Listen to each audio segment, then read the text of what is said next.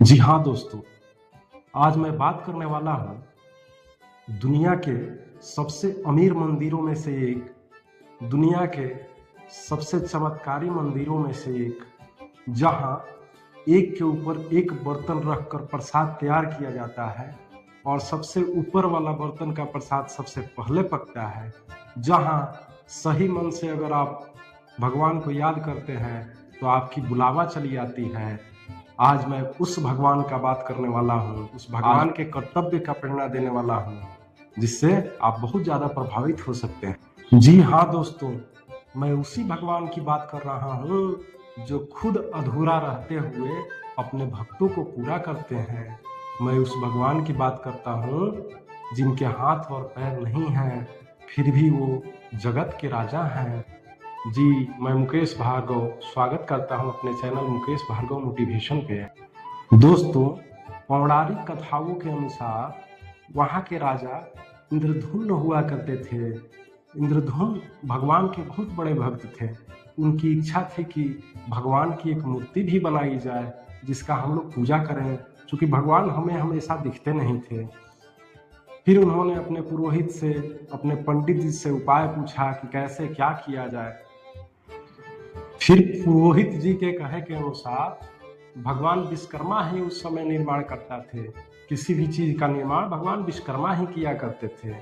फिर भगवान विश्वकर्मा के पास राजा का संदेशा गया, विश्वकर्मा जी आए, लेकिन उन्होंने एक शर्त रखा कि जब मैं मूर्ति का निर्माण करूंगा तो मैं जिस कमरे में रहूंगा, जिस रूम में रहूंगा, वहां पे किसी का आवाजाही नहीं होगा, यहाँ तक कि मैं उस कमरे में बंद रहूंगा और बंद रहने के बाद कोई दरवाजा तक नहीं खटखटाएगा।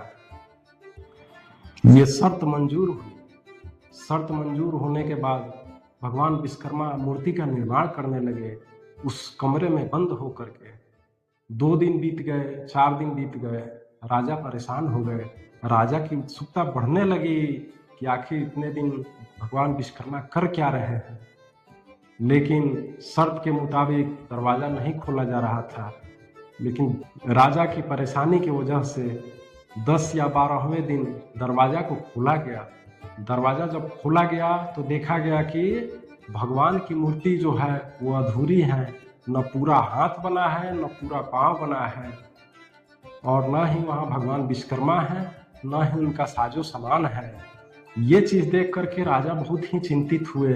राजा के मन में डर सा हो गया कि आखिर हमारे भगवान जो है ये पूरा क्यों नहीं हुए। ये डर उनको सता रहा था। तभी उस रात उनको स्वप्न आया।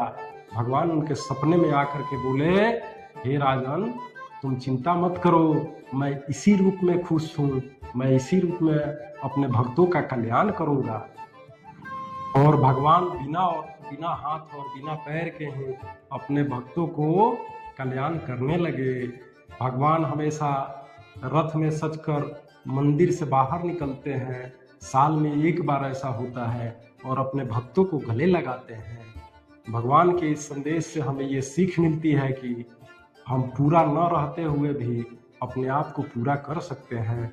भगवान की इस कहानी से हमें ये सीख मिलती है कि हमें सब कुछ ऊपर से बना करके नहीं मिलता है, बल्कि यहाँ आए हैं तो उस चीज को हमें मेहनत करके, संघर्ष करके बनाना है। हम अपना दुखड़ा रोते हैं कि मुझे ये नहीं मिला, मैं ये नहीं बना, मैं इस लायक नहीं हूँ, मेरे चेहरे खराब हैं, मेरे पास पैसे नहीं हैं, मैं ये नहीं कर सकता हूँ। तो ये तो सारे बहाने हैं। भगवान का हाथ पैर नहीं है, फिर भी वो संसार के राजा हैं, संसार के रक्षक हैं। तो हम लोग भी तो उनके ही संतान हैं। उनसे ही प्रेरित होकर के हम लोगों को अपने आप में कुछ न कुछ सोचना चाहिए, अपने उद्देश्य को आंकना चाहिए, अपने उद्देश्य पे ध्यान देना चाहिए, वहाँ पे लक्ष्य को भेदने का तरीका सोचना चाहिए। अवश्य हम लोग पार पाएंगे। तो आज के इस कहानी से, आज के इस भगवान की कहानी से हमें ये शिक्षा मिलती है कि हम दुनिया में आए हैं तो पूरा होकर के कभी नहीं आए हैं। उसमें कोई ना कोई कमी है, और इस कमी को ख़त्म करना, इस कमी को दूर करना हमारी खुद की अपनी ही जिम्मेवारी है। कोई दूसरा इसमें सहयोग नहीं करेगा। दोस्तों, अगर ये कहानी अच्छी लगी तो वीडियो को लाइक कीजिए, चैनल को सब्सक्राइब कर लीजिए, ताकि आने वाले समय में ऐसे ही वीडियो आप लोगों को मिलता रहे। और दोस्तों के साथ शेयर जरूर करें। तो आज के लिए इतना ही। आज के लिए जय जगन्नाथ।